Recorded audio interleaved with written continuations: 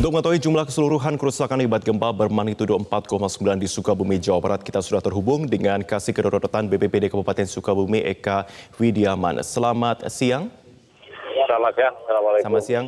Iya, Bapak, berapa jumlah kerusakan sementara Pak yang terdata oleh BPBD sampai dengan siang hari ini? Sampai siang hari ini, data yang terkumpul untuk Kecamatan Kalapanunggal ada 280 rumah yang terdampak. Untuk Kalapanunggal, untuk Kecamatan Kabandungan 375 rumah, itu pun belum selesai kita data.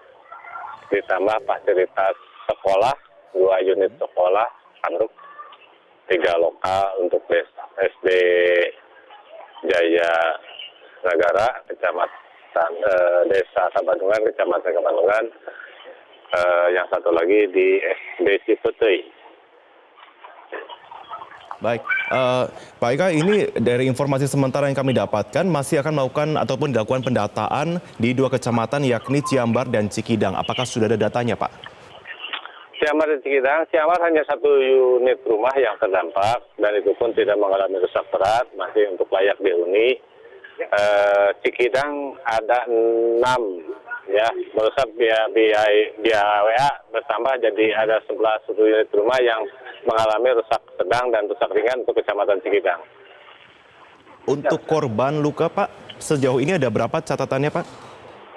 Laporannya kami terima melalui Pusdaop bahwa korban luka ada 11 orang, itu pun luka ringan dan sudah kita tangani di klinik atau puskesmas terdekat dan sudah kembali ke keluarganya masing-masing.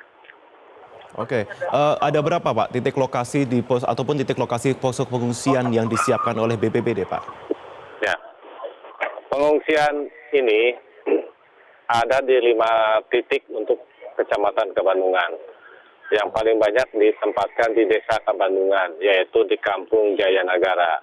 Di sini kita bangun 4 buah tenda, karena kebanyakan penduduk yang mengungsi ini sebanyak 343 ada di Desa Kabandungan. Sisanya yang 1 ditempatkan di Desa Cipetui, Kecamatan Kabandungan. Baik, Pak Eka, ini dari informasi yang kami dapatkan sampai sejauh ini BPBD pun masih berupaya untuk mendata dan menyisir beberapa lokasi. Adakah kendala yang dihadapi, Pak? Misalkan seperti akses menuju ke sejumlah lokasi tersebut, apakah kemudian tertutupi oleh bahan bangunan ataupun juga material, gitu, Pak? Atau saat ini masih berjalan dengan sesuai dengan skenario awal, Pak? Ya, sebenarnya pendataan ini nggak sulit, baik medan maupun sarana yang kita perlukan. Hanya kita sebenarnya pada sore hari kemarin dan sampai tadi pagi, kita memprioritaskan pengelolaan pengungsi dulu. Sementara untuk kecamatan lain seperti Kalapanunggal, Ciambar, Cidahu, Parakansar, dan Cikidang sudah selesai pendataan. Mungkin kalaupun ada 1-2 rumah yang mungkin untuk penambahan.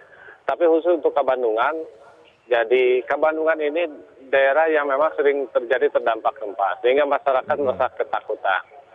Banyaknya pengungsi yang mengisi tenda pengungsian bukan karena rumahnya rusak, tapi ada kekhawatiran terjadinya gempa susulan.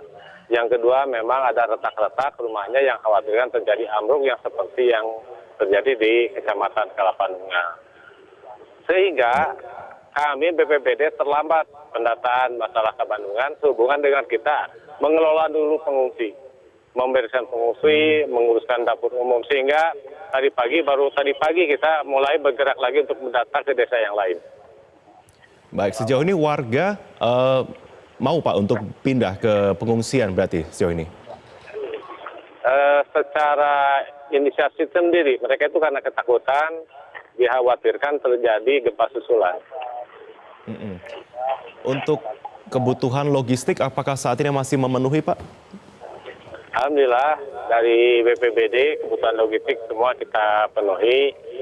Dari BPBD Provinsi Jawa Barat juga sudah di perjalanan. Barusan juga kita tadi siang kami mendapat konfirmasi dari BNPB untuk segera mendata kebutuhan apa saja yang segera untuk kebutuhan masyarakat di kecamatan yang terdampak gempa di sini.